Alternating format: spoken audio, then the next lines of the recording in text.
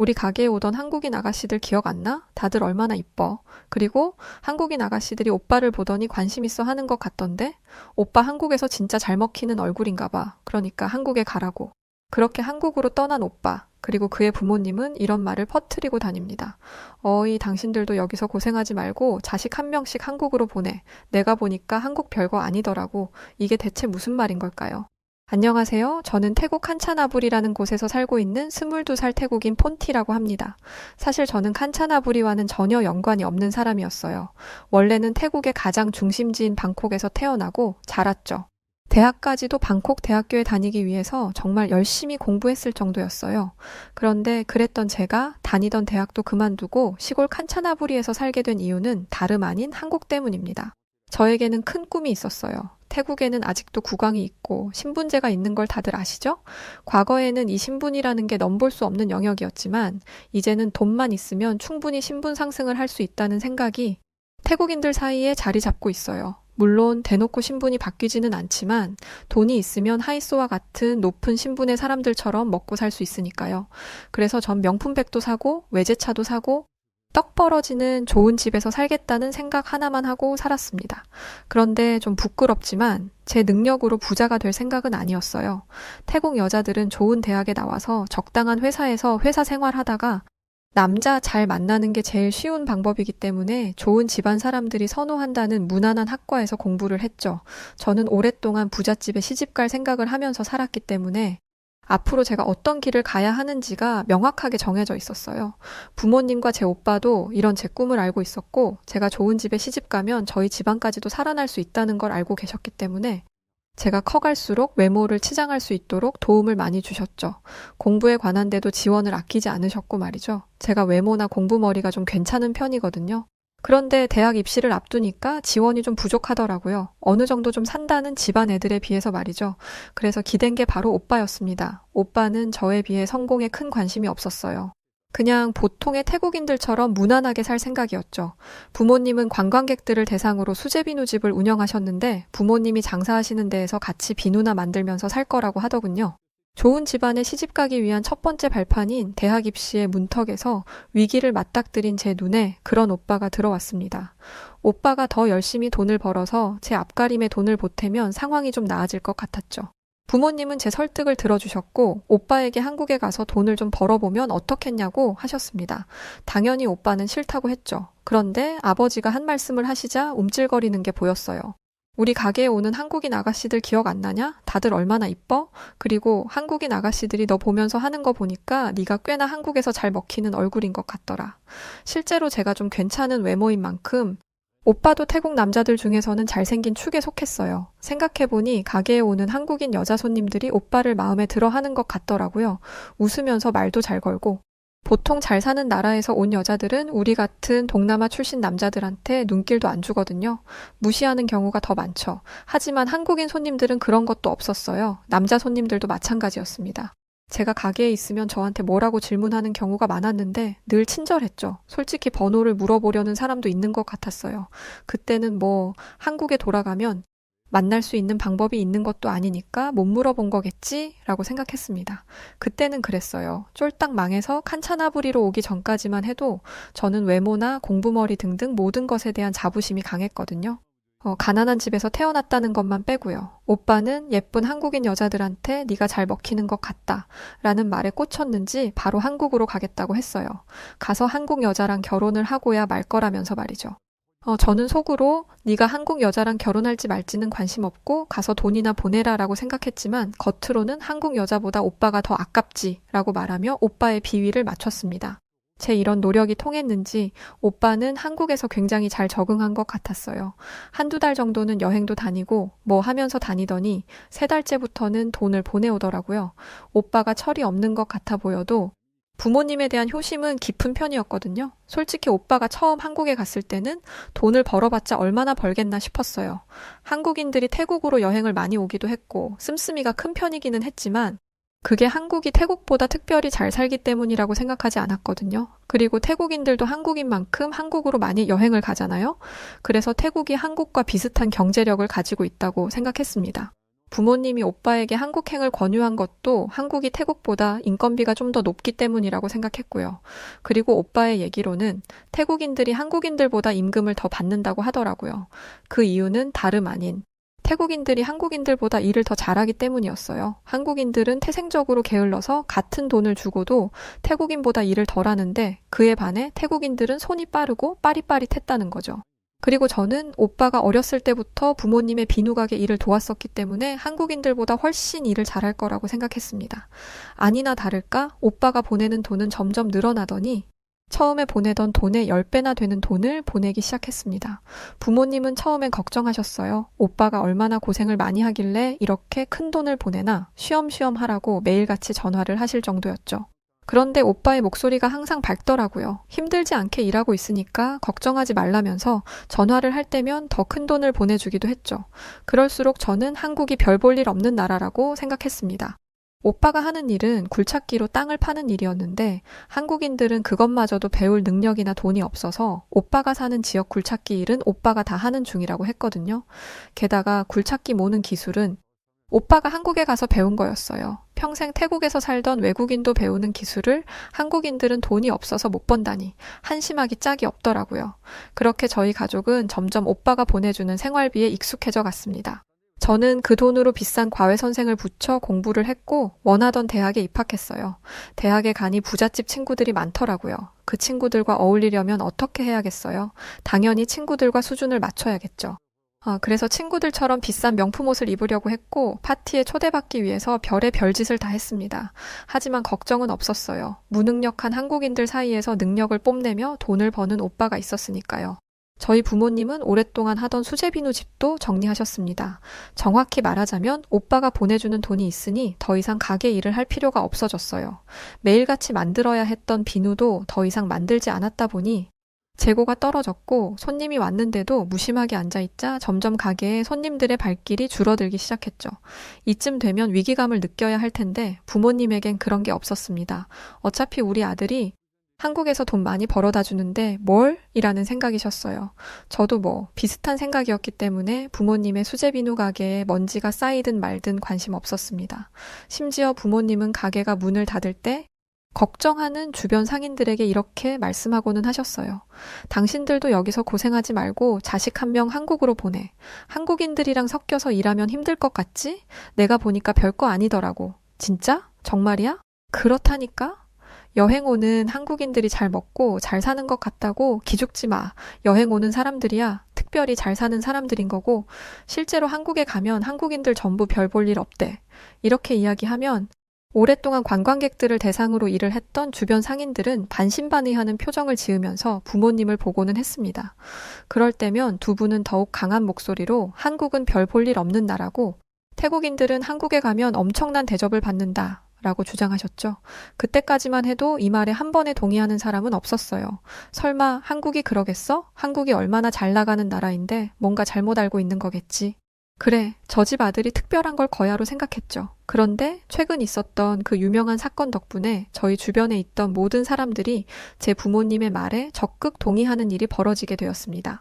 바로 그 유명한 벤코리아 사태가 그 시작점이었죠. 이건 굳이 설명 안 해도 다 아실 거라고 생각해요. 그런데 요즘 한국에서는 이 문제가 그렇게 뜨겁지 않은 것 같더라고요. 예전이라면 몰랐겠지만 지금 생각해보면 한국인들 입장에서 태국인들이 벤코리안에 뭐내 떠들어대는 건 모기가 귀찮게 귀 주변에서 앵갱거리는 것과 다름이 없는 것 같습니다. 이걸 왜 전에는 몰랐는지 벤코리아 사태 이후 저에게 벌어졌던 일에 대해 자세히 말씀드려 볼게요. 태국의 유명 인플루언서가 한국에서 입국이 거절당했다는 소식을 듣고 저는 분노했어요. 저뿐만 아니라 제 주변 친구들과 가족 모두가 그랬죠. 이렇게 유명하고 돈도 있는 인플루언서가 한국 땅을 제대로 밟아보지도 못하고 쫓겨났다는 게 상식적으로 말이 안 되잖아요. 신분이 확실하지 않은 사람이나 입국 거절이 되는 거지? 대체 태국인이 입국 거절을 당할 일이 뭐가 있겠어요? 이건 명백한 태국인 차별이었습니다. 그런데 이때만 해도 한국인 입국 심사관 한 명의 편파적인 입국 심사일 거라고 생각했어요. 그래서 처음엔 어떻게 저런 사람을 입국 심사관으로 세워? 한국 수준 알만하다 라고 생각하면서 태국인들이 항의를 하면 한국이 정신 차리고 그 입국 심사관을 징계할 줄 알았습니다. 그런데 한국 정부가 보여준 태도는 정말이지 충격 그 자체였어요. 태국인들의 항의가 들리지도 않는지 오히려 태국인들의 입국 심사를 까다롭게 진행하겠다고 발표한 거죠. 게다가 이 인플루언서 이후로 한국에 들어가지 못하는 사람들이 더 많아졌더라고요. 저는 분노에 몸이 떨릴 지경이었어요. 아니, 1년에 한국에 가는 태국인이 몇 명인데 태국인들을 이딴 식으로 대해? 한국 망하려고 작정했대? 건들 걸 건드려야지. 어떻게 태국을 건들 생각을 해? 저는 당장 오빠에게 전화를 걸었어요. 그런데 이상하게 오빠와 며칠 동안이나 연락이 되지 않더라고요. 저와 부모님은 오빠가 걱정되어서 어쩔 줄을 몰랐습니다. 요즘 한국에서 태국인들을 핍박하고 있는 게 뻔히 보이는데 오빠가 한국인들에게 해코지라도 당하고 있으면 어떡하나 걱정이 됐기 때문이었죠. 분명 한국 놈들한테 잡혀 있는 게 분명해. 오빠가 일을 너무 잘해서 한국인들이 일자리를 다 뺏겼다며. 그동안 오빠한테 얼마나 질투가 심했겠어? 오빠와 연락이 안 되는 동안 별별 생각이 다 들더라고요. 한국인들이 오빠를 잡아가서 모진 고문을 하거나 협박을 하고 가두는 상상까지 했죠. 부모님과 저는 울면서 오빠의 연락을 기다렸어요. 그렇게 눈물로 밤을 지새우던 어느 날 밤, 갑자기 누군가가 집 대문을 쿵쿵 두드리는 소리가 났습니다. 그런데 문을 나가보니 깜짝 놀랄 만한 사람이 있더라고요. 바로 오빠였어요. 오빠가 처음 한국에 갔을 때보다 살이 거의 10kg 이상 빠져서는 집 앞에 와 있었던 거죠. 오빠가 갑자기 돌아온 이유는 가히 충격적이었어요. 아니나 다를까?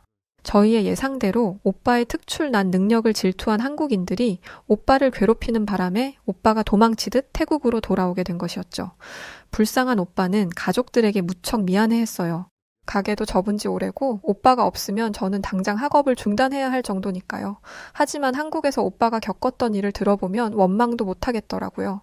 일단 오빠가 받은 임금은 실제로 받아야 하는 임금의 반도 안 된다고 했습니다.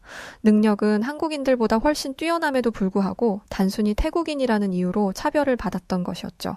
한국인들은 기본적으로 태국인들을 무시해. 아주 거만하다고. 나 한국 여자 좋아했던 거 알지?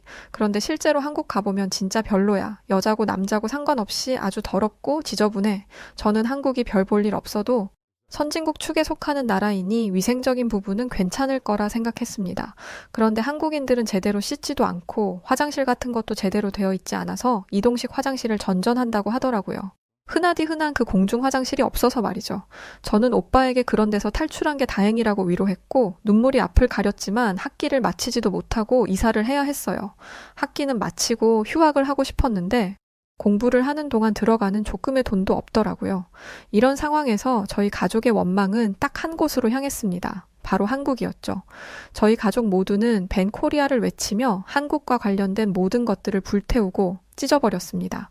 동네를 돌아다니다가 K자가 적혀 있으면 앞뒤 안 가리고 무작정 없애버렸죠. 그러면서 동시에 다른 의지할 곳을 찾기 시작했습니다. 그게 바로 일본이었어요. 잘 모르는 분들도 많으신데 사실 태국은 일본과 가까운 관계입니다. 일본의 경제력이 뛰어난 만큼 일본인들과 일본 기업의 투자를 적극적으로 받고 있거든요. 게다가 이번 기회를 몰아서 일본인들이 태국 진출에 열심이라는 소식이 현재 태국을 가득 메우고 있죠. 저희 가족은 아주 운 좋게도 태국에서 오랫동안 자리를 잡고 있었던 한 일본인 사업가를 만나게 되었어요. 오빠 덕에 씀씀이가 커진 저희 가족은 다른 건 다 줄여도 집 크기는 못 줄이겠다며 칸차나부리로 이사 올 때도 큰 집을 구했거든요. 집이 크면 허름하게 입고 다녀도 검소하게 보일만 하잖아요. 그래서인지 그 일본인 사업가도 저희 가족에게 검소한 모습이 보기 좋아 보인다면서 다가왔어요. 일본인 사업가 야마다 씨는 특히 태국을 좋아하는 사람이었는데 태국 음식에 정말 미치는 사람이었어요. 일본도 음식으로는 꽤 유명한 나라인 걸로 알고 있는데 일본 음식은 별 볼 일 없고 태국 음식이 제일이라는 말을 입에 달고 살더군요. 그러면서 아예 태국과 일본이 한 나라였으면 더 좋았겠다는 말을 하기까지 했습니다. 처음에는 태국을 칭찬하는 말이니까 기뻤는데 나중에는 이게 이럴 정도인가 싶을 정도로 야마다 씨의 말이 과하게 느껴지기 시작했어요. 아예 일본 왕실과 태국 왕실이 사돈 관계를 맺으면 어떨까요? 그러면 두 나라가 정말 가족이 되는 거 아닙니까? 지금 일본인들이 태국으로 많이 이주하려 하는 거 다들 알고 있죠? 두 나라가 힘을 합치면 정말 큰 강대국이 될 거예요. 그 시작이 왕실의 결혼이라고 생각합니다. 여러분은 어떻게 생각하세요? 부모님은 정말 좋은 생각이라면서 박수를 치며 좋아하셨는데 오빠는 아니었어요. 멋쩍은 웃음을 짓더니 애써 고개를 피하더라고요. 그런데 야마다 씨는 그런 오빠의 모습을 놓치지 않았어요. 쏨차이 군은 어떻게 생각하세요? 한국인들보다 일본인들과 사는 게 낫지 않겠어요? 한국에 돌아갈 생각은 없을 텐데 일본에 가서 살아보는 건 어떤가요? 저는 오빠가 이 기회를 잡을 거라 생각했습니다. 그런데 오빠는 이번에도 동의하지 않았어요. 야마다 씨가 적극적으로 설득을 했는데 예의상으로라도 대꾸하지 않더라고요. 저는 답답한 마음에 오빠와 단둘이 있을 때 따지듯이 물었습니다. 오빠, 이 기회를 잡아야지. 일본에 갈 수 있는 기회가 흔한 것 같아? 어차피 한국도 안 갈 거잖아. 왜 그래? 그러자 오빠는 한숨을 푹 쉬면서 충격적인 사실을 털어놓기 시작했어요. 폰티, 사실은 나 불법 체류자로 쫓겨난 거야. 저는 멍하니 서 있었어요. 오빠가 불법 체류자라니? 오빠처럼 성실하게 열심히 일하는 사람이 한국에 남아있으면 좋은 거 아냐? 그런 오빠를 왜 불법 체류자 취급하는 거야? 그러자 오빠는 더욱더 충격적인 이야기를 이어나가더라고요. 사실 나 굴착기 면허 없어. 그래서 태국에서 굴착기 일을 하라고 할 때 못 들은 척한 거야. 나 한국에서 막노동하다가 일 못한다고 쫓겨났어. 손도 느리고 꼼꼼하지도 않고 게으르다고. 이 말을 하는 오빠는 눈물을 뚝뚝 흘렸습니다. 고해성사를 하는 듯이 그동안 말하지 못했던 비밀들을 털어놓느라 힘들어 보이더라고요. 저는 오빠가 일을 못한다고 일에서 잘렸다는 게 믿기지가 않았습니다. 그럼 한국인들이 오빠보다 일을 잘한다는 건데 말이 안 되잖아요. 폰티. 한국인들의 일머리는 그야말로 상상 초월이야. 나는 하루 종일 할 일을 반나절도 안 돼서 끝내놓고 점심을 먹으러 가자고 해. 일뿐만이 아니야. 모든 게 빠르다고. 한국에서 조금만 살다 보면 태국은 느려서 살 수가 없어. 게다가 생활 수준도 태국이랑은 비교가 안 돼. 어딜 가든 깨끗하고 더럽고 냄새나는 곳은 단 한 군데도 없어. 오빠는 저희 가족에게 거짓말을 한 것이었어요. 불법 체류자로 일을 하다가 쫓겨난 게 부끄럽고 그동안 거짓말을 한 게 창피해서 애꿎은 한국에게 누명을 씌우고 한국에게 손가락질을 했던 것이었죠. 저는 충격의 말을 이을 수가 없었습니다. 게다가 이번에 한국이 태국인들에 대한 입국 심사를 강화한 게 모두 불법 체류 때문이라는 사실에 또 한 번 충격을 받았죠.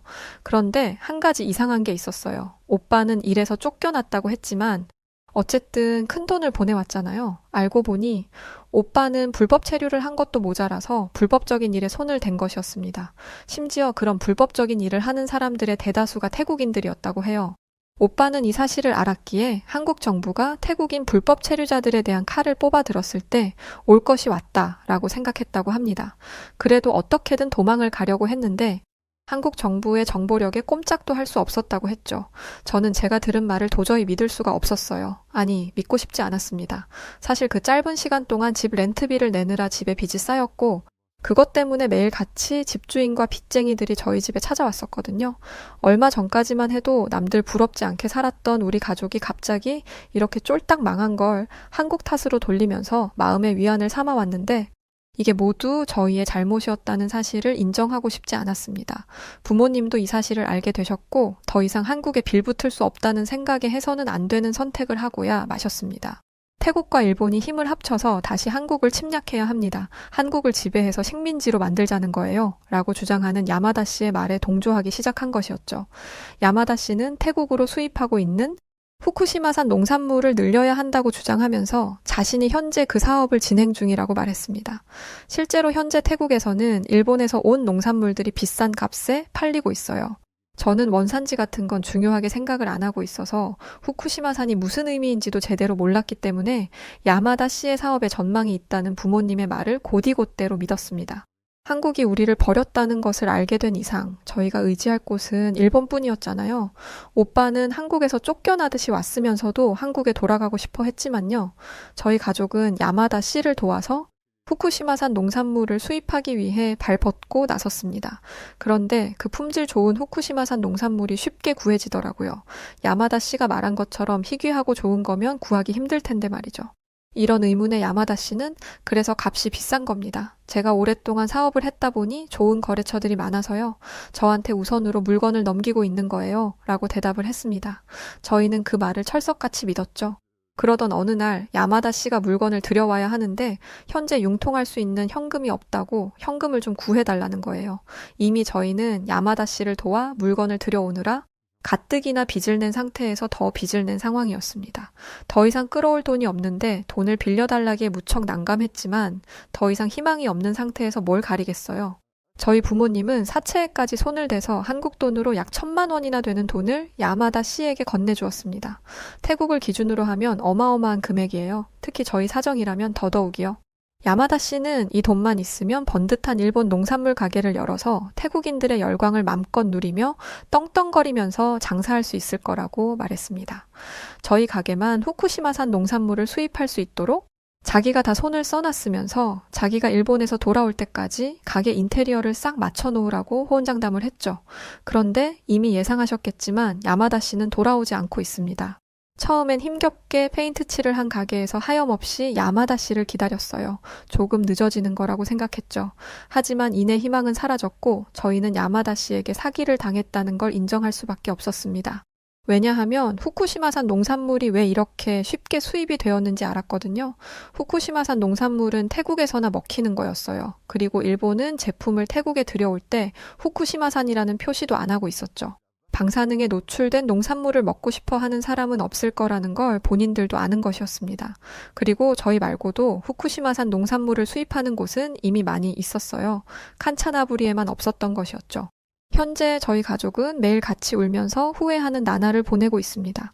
제가 이렇게 사연을 쓰는 것도 과거를 후회하고 반성하는 것 중에 하나예요. 부모님은 장사를 접은 걸 후회하고 계세요. 돈이 좀 있다고 해서 그때 가게를 접는 게 아니었다고 말이죠. 저도 마찬가지예요. 오빠가 보내준 돈을 부잣집 친구들과 놀고 먹는데 쓰는 게 아니라 잘 모아뒀다가 미래를 대비했더라면 상황은 조금 달라지지 않았을까 후회하고 있죠. 오빠는 말할 것도 없습니다. 왜 자기가 불법적인 일을 저질러서 이 지경까지 되었는지 매일 술을 마시며 흐느끼고 있어요. 합법적으로 일을 했더라면 힘들겠지만 비자도 받았을 거고 그러면 이런 일도 없을 거라면서 말이죠. 게다가 한국 여성분들의 아름다운 외모와 교양에 반해서 꼭 한국 여자와 결혼하겠노라 다짐했었는데 지금까지 단 한 명의 한국 여자도 오빠의 추패 반응을 안 했다고 하더라고요. 이게 한이 된다면서 자기는 꼭 한국에 돌아가야 한다며 울고 있어요. 그 와중에 저한테 한국 남자들이 가게에서 너한테 관심 있는 듯 친절하게 굴었다고 했지?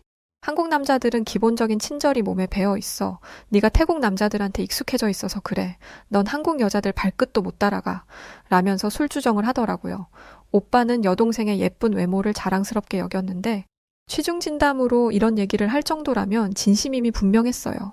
저는 제가 태국에서 좀 먹히는 얼굴이라고 자신만만해했던 게 부끄럽게 여겨졌습니다. 얼굴이 시뻘개지면서 제가 지금까지 근거 없는 자신감으로 한국과 저를 비교하고 있었는지를 깨달았죠. 가족들만 이 사실을 알아서 다행이다 싶을 정도죠. 매일을 눈물로 지사해 우는 건 비단 저희 가족만의 일이 아니에요.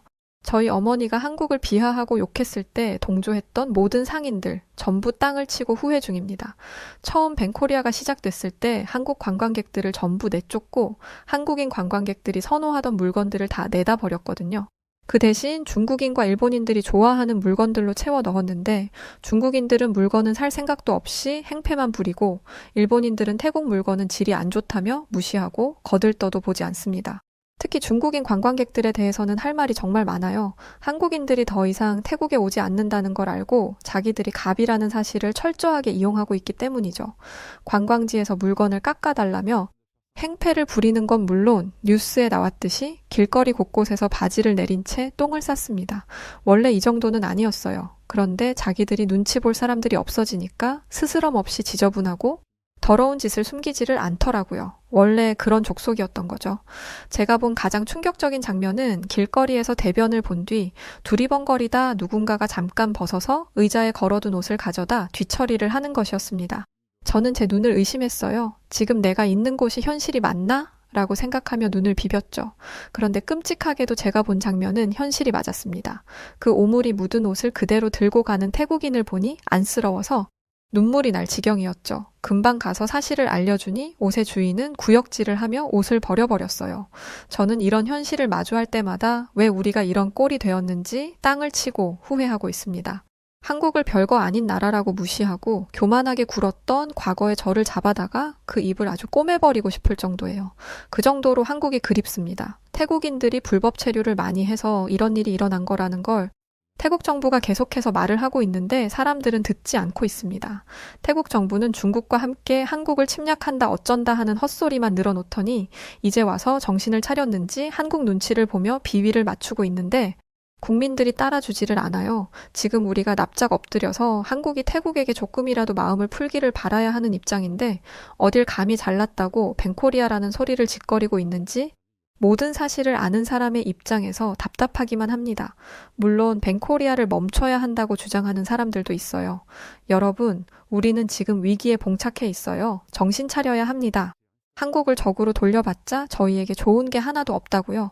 이런 주장을 하는 사람들은 대부분 관광업계에 있거나 관광객들이 자주 오는 곳에서 장사를 하는 사람들이죠. 그런데 전혀 연관 없는 사람들은 이러한 외침에 분노하고 있습니다. 이 매국노가 지금 한국을 감싸는 거야? 한국은 태국을 무시하고 있어. 우리 태국이 한국에게 빌빌거린다는 게 말이 돼?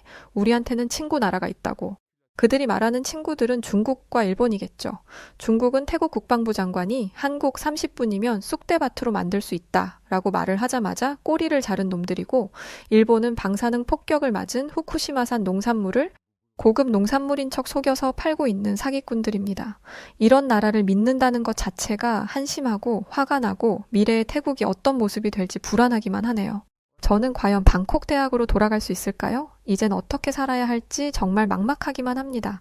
시간을 돌릴 수만 있다면 가족들과 함께 수제비누 가게를 하던 때로 돌아가고 싶어요. 하지만 그러기 위해서는 한국이 태국을 조금이나마 가엽게 봐주길 바라는 수밖에 없겠죠. 부디 제 사연으로 한국인 분들의 화가 조금은 잠잠해지길 간절히 바랍니다. 물론 저희의 외침이 귀찮은 파리소리처럼 느껴지시겠지만요. 네, 오늘 사연 여기까지입니다. 요즘 태국 사연이 많아요. 뒤늦게 깨닫고 반성하는 이야기들이 대부분인데 아무래도 이제 경험을 해보고 나니까 한국과 사이가 좋지 않으면 안 되는구나 라는 걸 안 것 같네요. 자, 그럼 오늘 사연 어떠셨나요? 사연이 좋으셨다면 구독과 좋아요 부탁드리고 저는 더 좋은 영상으로 다시 찾아뵙겠습니다. 그럼 지금까지 여우튜브 송은지였고요. 영상 끝까지 봐주셔서 고맙습니다. 그리고 감사하고 늘 사랑합니다. 당신만의